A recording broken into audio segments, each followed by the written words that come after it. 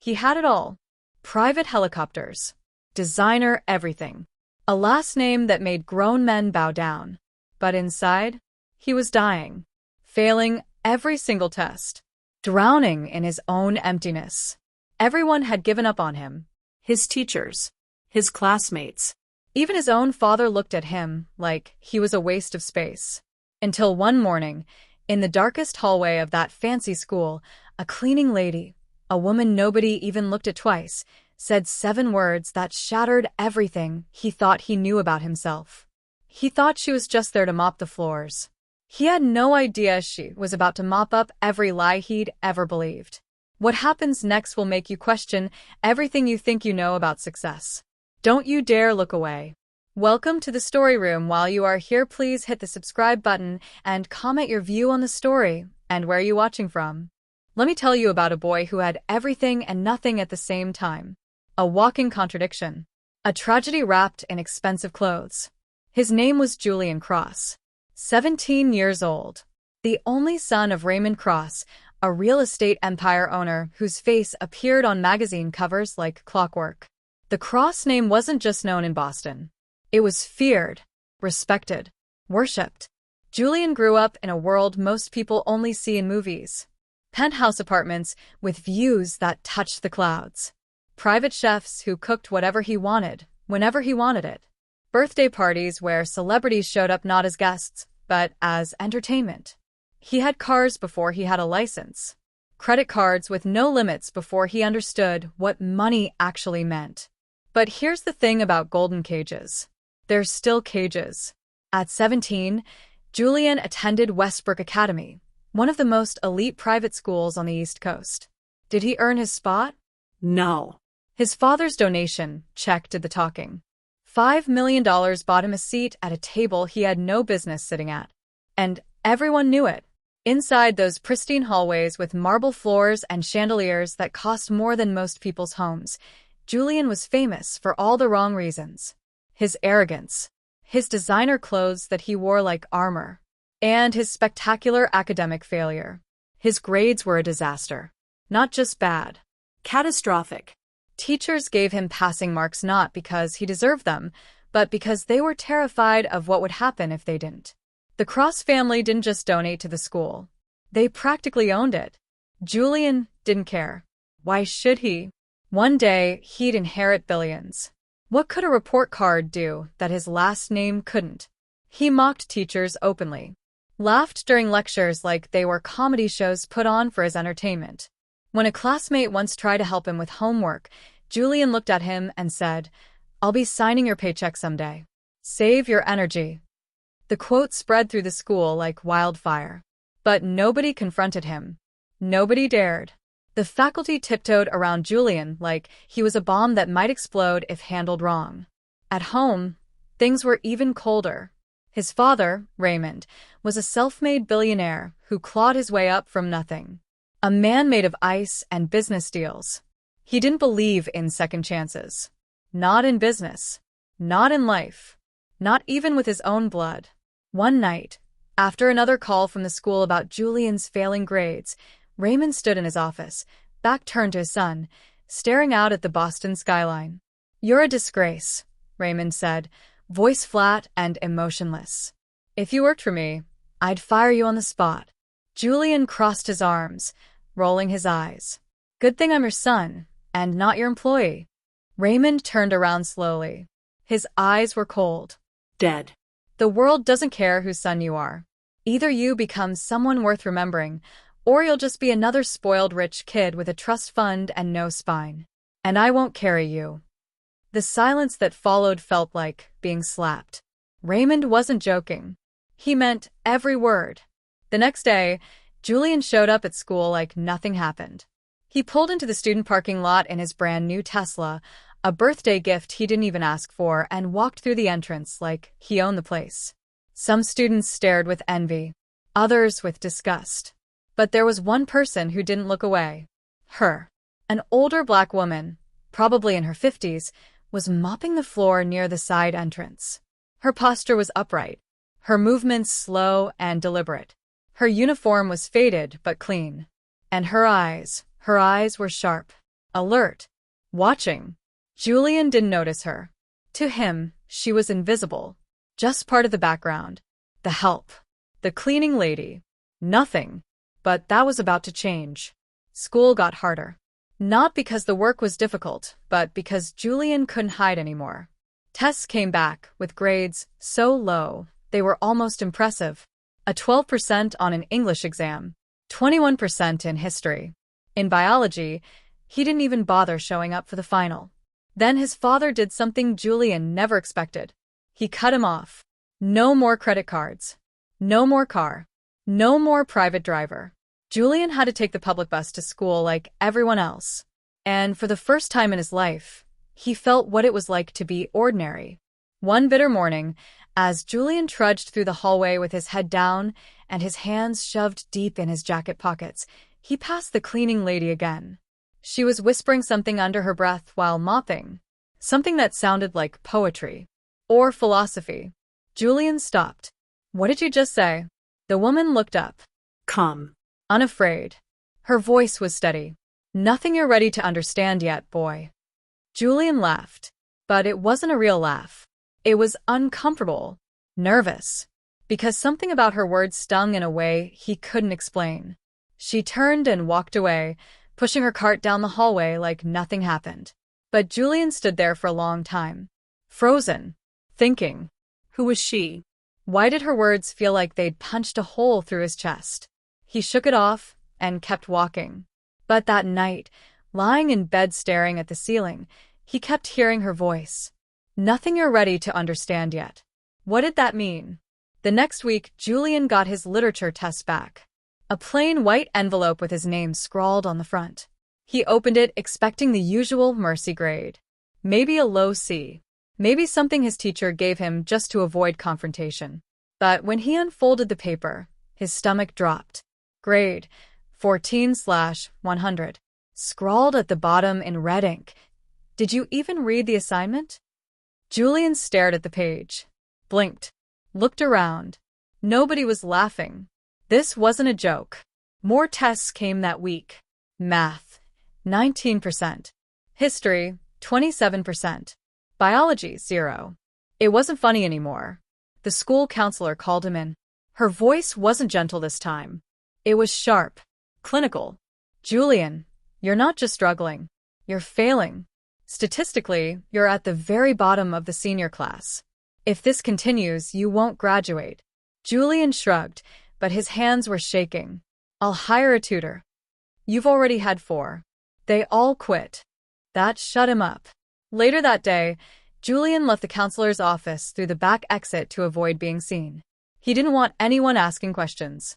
Didn't want the pity. Didn't want to admit that for the first time in his life, he was actually scared. And there she was again, the cleaning lady, mopping up a spill near the cafeteria entrance. She saw him, gave a polite nod, and kept working. Julian stopped walking.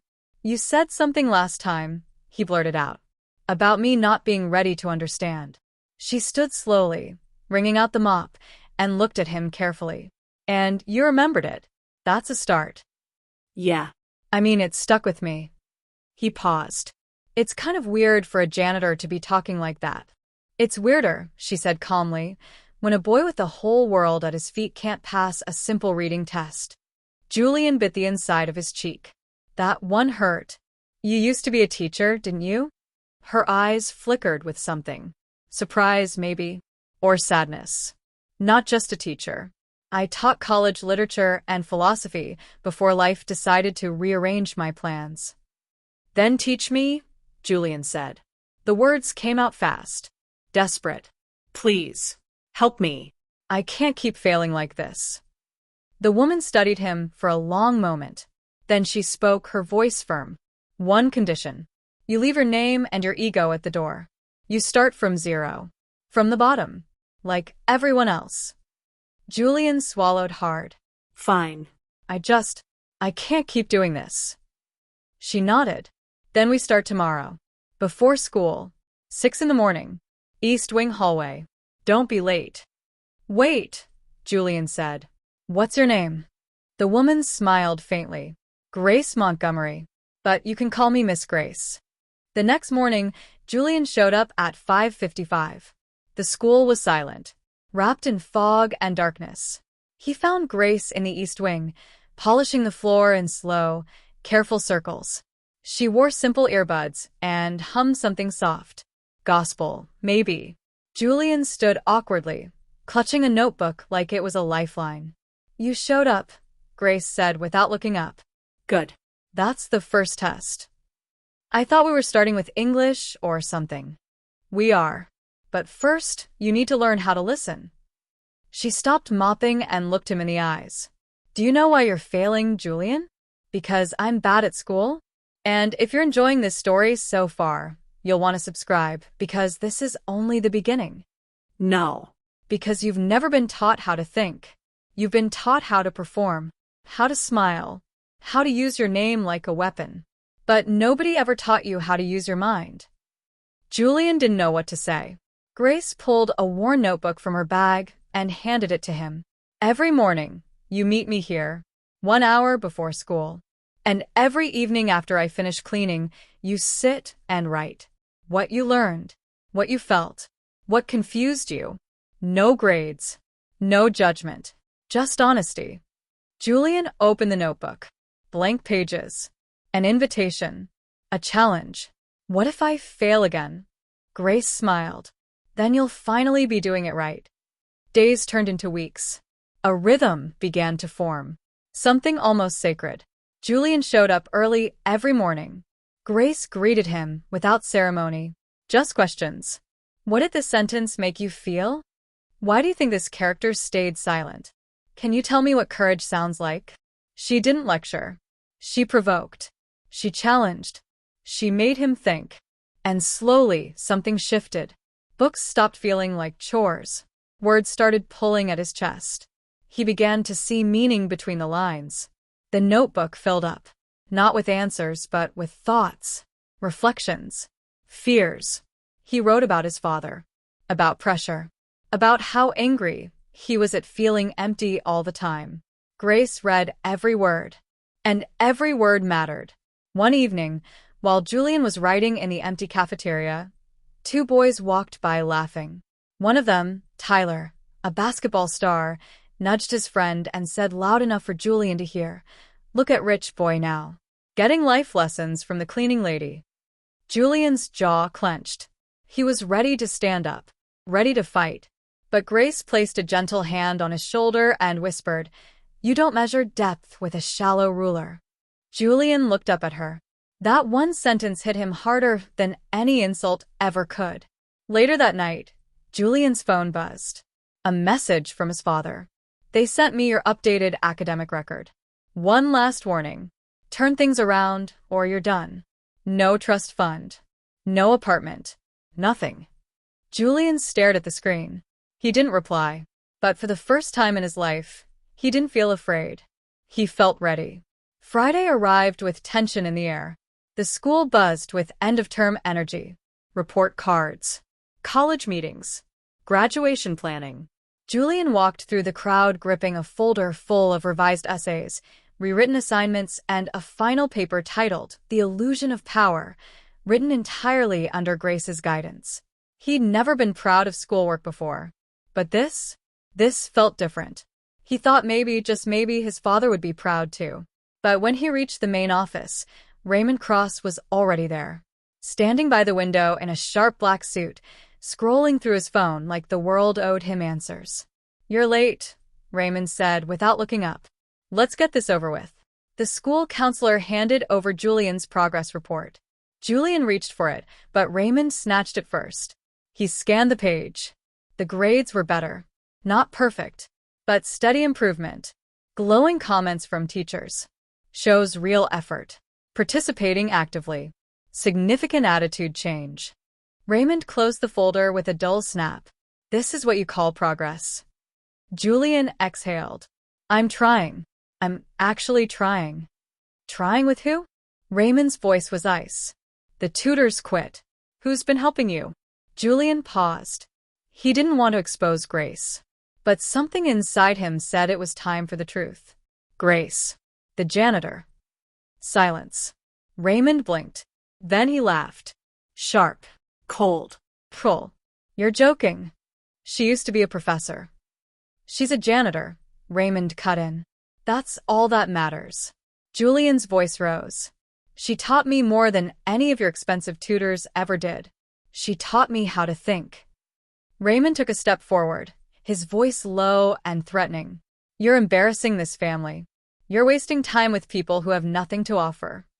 She sees me. Julian shot back. You never did. Raymond stared at him like he was looking at a stranger. If you keep going down this road, you lose everything. No car. No money. No name. Don't test me. Julian felt the words burning his tongue, but he said them anyway. Maybe I need to lose everything to figure out who I actually am. Raymond didn't answer. He just turned and walked out. The door slammed behind him. The echo hung in the air for a long time. The next week, Julian was quieter, angrier, but not defeated. The other students noticed. Some mocked him openly. Others just stared. Tyler posted a video of Julian sitting with Grace after hours. The caption read, "Lessons from Losers." Julian didn't flinch. Instead, he printed his essay and posted it on the school's community board with the title, "Learning doesn't make me weak. Ignorance does." Julian Cross. The paper was gone the next day, but the message had already spread. Monday morning brought a strange calm. The rain had stopped. The sky was gray, but peaceful. Julian walked into school early, clutching coffee in one hand and his notebook in the other. He found Grace in the back hallway, mopping near the old science wing. She looked up as he approached, eyebrow raised. Bringing peace offerings now. Julian handed her the coffee. And something else. Grace took the cup and studied him closely. You've got that look. The one people get right before they say something that changes everything. Julian sat on the floor, notebook still in his hands. I looked you up online. Her eyes narrowed. You what? Not in a creepy way, he added quickly. I just wanted to know. You quoted philosophers. You teach like you've been doing it for decades. So I searched, and I found an old article. Grace Montgomery, tenured professor at Harvard, published author, award-winning educator. Grace closed her eyes for a long moment. That woman existed. She just doesn't get invited back anymore. What happened? Grace leaned against her mop. I exposed a plagiarism scandal involving the dean of faculty. Big name. Powerful connections.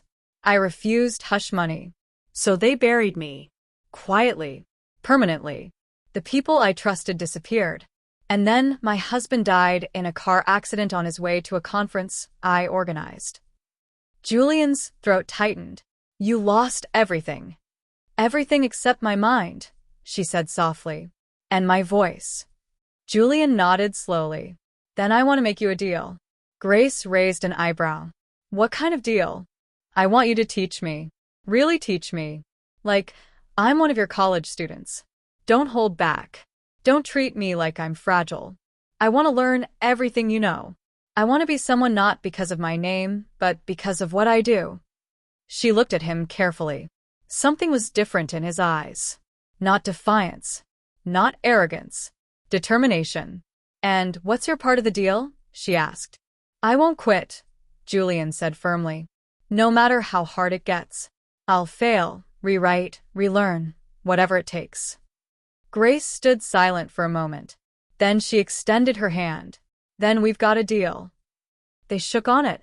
No contracts. No fancy terms. Just truth. That week, things intensified. Grace built a real curriculum. Not based on tests, but on understanding. Julian read James Baldwin, Toni Morrison, Ralph Ellison. He started writing reflections instead of essays. He questioned systems. Injustice. Himself. Each night, he handed her a notebook filled with thoughts. And each night she returned it with questions that dug even deeper. The school still didn't know. To everyone else, Julian was just figuring things out. But inside, something bigger was happening. A few days later, Julian showed up to evening study with someone new. This is Amber, he said. She's in my history class. She needs help with writing. Grace smiled. Looks like we've got ourselves a class. More students came. Quietly, cautiously. Word spread that someone at the school was actually helping. Not grading. Not judging. Teaching. The abandoned library became their secret classroom. They read. Wrote. Debated. Cried. It was beautiful. And dangerous. One afternoon, Grace was called into the office. The assistant principal spoke in cold, corporate tones. Miss Montgomery, we've received concerns. Parents are asking why their children are spending time with janitorial staff after hours. It's unorthodox. I'm teaching, Grace replied simply. You're not a certified instructor here. It's not in your job description. Grace stared at her. Neither is saving a kid's life. But I did that anyway. The assistant principal didn't respond. But Grace knew what was coming. Julian heard about it the next day. They told you to stop? Yes. That's insane. You're helping people. I know, Grace interrupted. But that's what systems do. They don't attack what's broken. They attack what's working if it wasn't meant to work that way. Julian clenched his fists. I'm going to tell my dad. I'll go to the board. I'll go public. Not yet, Grace said firmly. Your voice needs to be strong enough to stand on its own first. Not your father's name. Yours. Julian nodded. He understood. The revolution had already begun. Winter crept into Boston, painting the mornings in frost and silence. The school hallways felt darker, colder. But inside Julian, something brighter was growing. One morning, Grace sat him down in the empty library. She folded her hands over a book and looked him in the eyes. It's time I tell you the one thing no one teaches. Julian leaned forward. I'm listening. The secret isn't in grades or diplomas or job titles. The secret to real learning is transformation. She stood, pacing slowly. Most people learn to pass, to survive, to repeat what someone told them. But you don't change like that. You change when something inside you breaks and rebuilds stronger. Julian was silent. You've started that process. But you need to know what real learning feels like. It's messy. It's painful. It's personal. But it's real. She handed him a worn book with faded blue binding. This saved me. The autobiography of Malcolm X. I read it when I lost everything. It brought me back. Julian opened the cover. Handwritten notes filled every margin. You're giving me this? I'm trusting you with it. Why me? Grace sat back down. Because when I first saw you, you weren't arrogant. You were drowning. And something in you still wanted to live. Julian clutched the book to his chest. Something had shifted in Julian. You could see it in the way he walked. He no longer moved through the school like royalty. Most teachers didn't know what to make of it. The arrogant heir was now asking real questions in class, writing thoughtful essays, volunteering for group projects. One day during history, Julian raised his hand. Can we talk about how the textbook skips over entire communities like they didn't exist? The room went silent. Even the teacher hesitated. Where'd you learn that? The teacher asked cautiously. Baldwin, Morrison, and a woman who knows how to teach. No one knew how to respond. But no one forgot that moment either. Julian wasn't just changing himself. He was seeing others. The quiet girl who always ate lunch alone. The student working 2 jobs and still showing up on time. The teacher who gave brilliant lectures but never got recognition.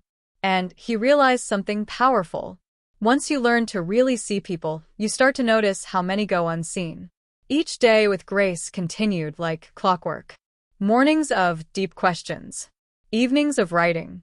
Julian was building something. Not just better grades. A better self. The essays became more personal. More political.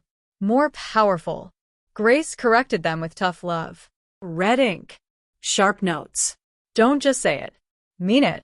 This sentence is pretty, but hollow. Rewrite it with your soul. Julian rewrote. Over and over. He stopped caring what people thought. Not because of arrogance. Because he finally knew who he was becoming. One afternoon, Julian brought another classmate to their study session. Then another. And another. Soon, the abandoned library became a quiet revolution. Grace taught circles of 5, 6, sometimes 10 students after hours. They weren't just learning to write. They were learning to think. Books once ignored became sacred. Quotes were shared like battle cries. If you are silent about your pain, they'll kill you and say you enjoyed it. Zora Neale Hurston. The function of freedom is to free someone else. Toni Morrison. These weren't just study sessions. They were awakenings. But not everyone was pleased. One rainy afternoon, Grace was pulled into the office again. This time, the tone was different. Final. "We've had complaints," the assistant principal said coldly. "You're gathering students outside of official capacity. We're going to have to let you go." For teaching? For overstepping. Grace left the office without another word, but her back was straighter than ever.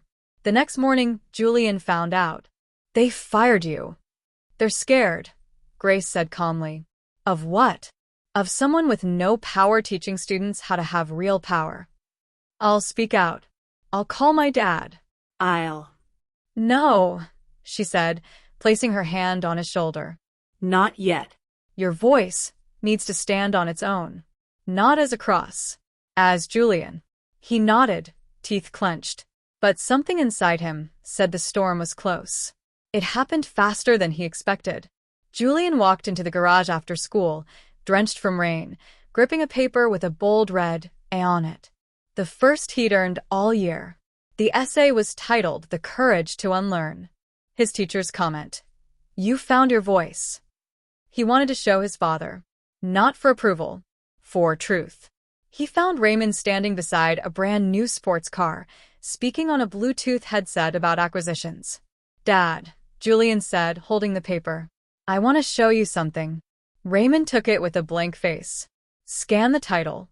Raised an eyebrow. "Is this a joke?" "It's a real essay. From my English class. I got an A." "Julian, this reads like a diary entry. This isn't academic. It's sentimental. It's about growth. About learning." Raymond tossed the paper onto the passenger seat. "Who taught you to write like this?" Julian hesitated, then said it clearly. "Grace. The janitor." Silence. Raymond stepped forward, voice low and full of venom. "You're telling me you're learning from someone who mops floors? She was a Harvard professor before. She's a failure now." Julian's fists clenched. "She's done more for me than you ever have. If you don't stop seeing her, you lose everything," Raymond warned. "Your money, your car, your name." "Then maybe I need to lose it all," Julian said, trembling. "To figure out who I really am." Raymond stared at him coldly. "Pack your things. You're done." The next day, Grace was gone. Escorted off campus early. No warning. No chance to say goodbye. Julian searched the halls. Empty. Her cart. Her coat. All gone. He felt like he couldn't breathe. Then came the announcement. Posted in bold letters at the school entrance. Senior speech contest. Topic: what it means to win in life. Open to families and community. Julian stared at the paper, then went home and wrote all night. Not for credit. Not for a grade. For her. The night of the speech contest arrived. The auditorium was packed. Parents in expensive coats. Students in press suits. College scouts in the back row with clipboards. Julian stood behind the curtain wearing a plain navy shirt and dark jeans. No flashy shoes. No designer labels. Just him and his truth. His name was called. He stepped onto the stage. The room fell quiet. He looked across the crowd and began. "My name is Julian Cross. Some of you know me as the kid who wasted a golden ticket, who didn't care, who failed. They say I had everything, but I didn't have the one thing that mattered. Someone who believed in me. Until she showed up." He paused. She wasn't my teacher. Not officially. She wasn't paid to help me. She had no office. No authority. Just a mop and a heart big enough to see through my anger. He scanned the audience. She taught me how to read between the lines. In books. And in life. She didn't just clean the floors of this school. She cleared the fog in my head. The air shifted. People leaned forward. But she was fired, silenced, because systems don't like it when someone from the bottom starts making a real difference. Julian's voice grew stronger, Clearer. So today, I'm not speaking to impress you. I'm speaking to honor her. He held up his notebook, the one Grace had given him. She told me that learning was transformation, that real winning isn't about being rich or powerful. It's about becoming someone worth remembering. His voice softened. She might not be here right now. But she's in every word I'm saying. He paused, took a breath. So, what does it mean to win in life? It means waking up, letting go of your name, finding your truth, and using it to lift others. Silence. Then one person clapped, then another, and then the entire room exploded into applause. A standing ovation. Tears. Even some faculty members were crying. From the very back of the room, a woman with silver hair and quiet eyes wiped a tear and smiled. Grace. She had come back, quietly, just to see him shine. And Julian? He wasn't across that night. He was his own name. The video of his speech spread fast. First through students, then alumni, then the press. Billionaire's son credits school janitor for saving his life. That headline traveled further than any cross-real estate deal ever had. Grace was offered a speaking engagement at a local college. Then another.